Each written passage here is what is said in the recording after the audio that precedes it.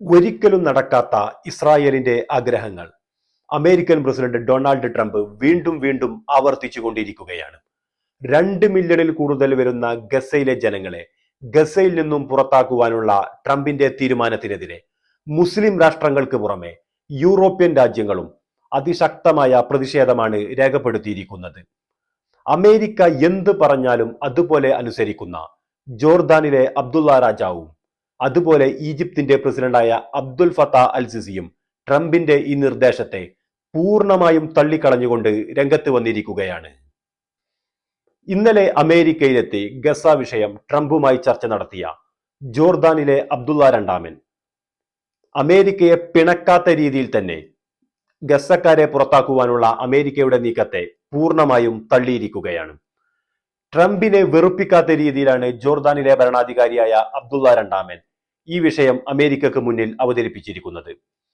എന്നാൽ ഈജിപ്തിന്റെ പ്രസിഡന്റായ അബ്ദുൽ ഫത്താഹ് അൽ സിസി അക്ഷരാർത്ഥത്തിൽ എല്ലാവരെയും ഞെട്ടിച്ചിരിക്കുകയാണ്. അമേരിക്കയുടെയും ഇസ്രായേലിന്റെയും സഹകരണത്തോടെയും പിന്തുണയോടും കൂടി ഈജിപ്തിന്റെ ഭരണാധികാരിയായി മാറിയ അബ്ദുൽ ഫത്താഹ് അൽ സിസി ഈ വിഷയത്തിൽ കൂടുതൽ കർക്കശമായ നിലപാടാണ് ഇപ്പോൾ സ്വീകരിച്ചിരിക്കുന്നത്. ഗസയിലെ ജനങ്ങളെ ഗസയിൽ നിന്ന് പുറന്തള്ളുമെന്ന് അമേരിക്കൻ പ്രസിഡന്റ് ഡൊണാൾഡ് ട്രംപ് വീണ്ടും വീണ്ടും ആവർത്തിച്ചു കൊണ്ടിരിക്കുന്നതിനിടെ ഇതിൽ പ്രതിഷേധിച്ചുകൊണ്ട് ഈജിപ്ത് പ്രസിഡന്റായ അബ്ദുൽ ഫത്താഹ് അൽ സിസി തന്റെ അമേരിക്കൻ സന്ദർശനം നീട്ടിവെച്ചിരിക്കുകയാണ്.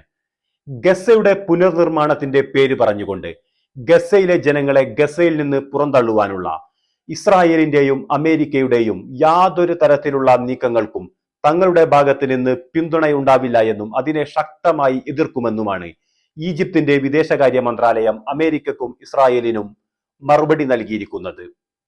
ഇതിനെല്ലാം പുറമെ റഫ അതിർത്തിയിൽ ഈജിപ്ത് അതിശക്തമായ സൈനിക നീക്കങ്ങളാണ് നടത്തിക്കൊണ്ടിരിക്കുന്നത്.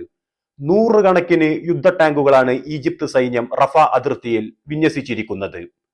ഗസയിലെ ജനങ്ങളെ സ്വീകരിച്ചില്ല എങ്കിൽ ജോർദാനിനും ഈജിപ്തിനും അമേരിക്ക നൽകുന്ന സാമ്പത്തിക സഹായം നിർത്തിവെക്കുമെന്ന് കഴിഞ്ഞ ദിവസം അമേരിക്കൻ പ്രസിഡന്റ് ഡൊണാൾഡ് ട്രംപ് മുന്നറിയിപ്പ് നൽകിയിരുന്നുവെങ്കിലും ട്രംപിന്റെ മുന്നറിയിപ്പ് ജോർദാനും ഈജിപ്തും പൂർണ്ണമായും അവഗണിക്കുകയാണ് ഉണ്ടായത്. ഇതിനിടെ ഗസ വിഷയം ചർച്ച ചെയ്യുന്നതിനു വേണ്ടി ഈ മാസം 27-ാം തീയതി കെയ്റോയിൽ ഈജിപ്ത് OICയുടെ അടിയന്തരമായ യോഗം വിളിച്ചു ചേർത്തിട്ടുണ്ട്. ഹമാസും ഇസ്രായേലും തമ്മിലുള്ള വെടിനിർത്തൽ കരാർ ഇപ്പോൾ വലിയ ഒരു പ്രതിസന്ധിയിലൂടെയാണ് മുന്നോട്ട് പോയിക്കൊണ്ടിരിക്കുന്നത്. വരുന്ന ശനിയാഴ്ച വൈകുന്നേരത്തിനുള്ളിൽ ഹമാസിന്റെ തടവിലുള്ള മുഴുവൻ ബന്ദികളെയും വിട്ടയച്ചില്ല എങ്കിൽ ഗസക്ക് നേരെ അതിശക്തമായ സൈനിക നീക്കം നടത്തുമെന്നാണ് ഇസ്രായേൽ പ്രധാനമന്ത്രി ബെഞ്ചമിൻ നെതന്യാഹു ഹമാസിന് മുന്നറിയിപ്പ് നൽകിയിരിക്കുന്നത്. വെടിനിർത്തൽ കരാറിലെ വ്യവസ്ഥകൾ ലംഘിച്ചുകൊണ്ട് കഴിഞ്ഞ ദിവസങ്ങളിൽ ഇസ്രായേൽ സൈന്യം ഗസയിൽ നിരവധി തവണ ആക്രമണം നടത്തിയിരുന്നു. ഇതിൽ പ്രതിഷേധിച്ചുകൊണ്ട് ബന്ദികളുടെ കൈമാറ്റം ഹമാസ് തൽക്കാലത്തേക്ക് നിർത്തിവെച്ചിരിക്കുകയാണ്.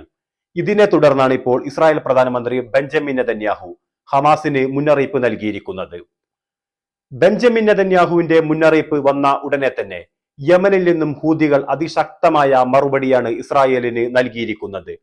ഗസക്ക് നേരെ ഇസ്രായേൽ വീണ്ടും ആക്രമണം നടത്തുകയാണ് എങ്കിൽ യമനിൽ നിന്നും ഹൂതികൾ അതിശക്തമായ ആക്രമണം ഇസ്രായേലിന് നേർക്ക് വീണ്ടും പുനരാരംഭിക്കുമെന്നാണ് ഹൂതികളുടെ തലവനായ അബ്ദുൽ മാലിക് അൽ ഹൂത്തി ഇസ്രായേലിനും അമേരിക്കക്കും കഴിഞ്ഞ ദിവസം മുന്നറിയിപ്പ് നൽകിയത്.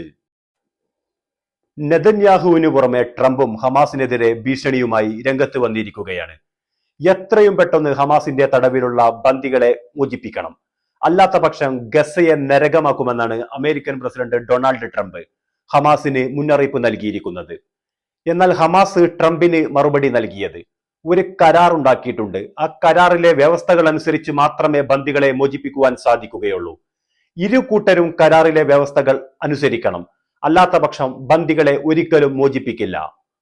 ട്രംപിന്റെ ഇത്തരം ഭീഷണികൾ സ്ഥിതിഗതികൾ കൂടുതൽ വഷളാക്കുകയുള്ളൂ. തങ്ങൾ ഒരിക്കലും കരാറിലെ വ്യവസ്ഥകൾക്ക് നിരക്കാത്ത രീതിയിൽ ബന്ദികളെ മോചിപ്പിക്കില്ല എന്നാണ് ഹമാസ് ട്രംപിന് മറുപടി നൽകിയിരിക്കുന്നത്. വരും ദിവസങ്ങളിൽ കണ്ടറിയാം മിഡിൽ ഈസ്റ്റിൽ എന്താണ് ഇനി സംഭവിക്കാൻ പോകുന്നത് എന്നത്. ഒരു കാര്യം ഉറപ്പാണ്, എന്തായാലും അതിന്റെ പ്രത്യാഘാതങ്ങൾ മിഡിൽ ഈസ്റ്റിൽ മാത്രമായി ഒതുങ്ങി നിൽക്കുവാൻ സാധ്യതയില്ല.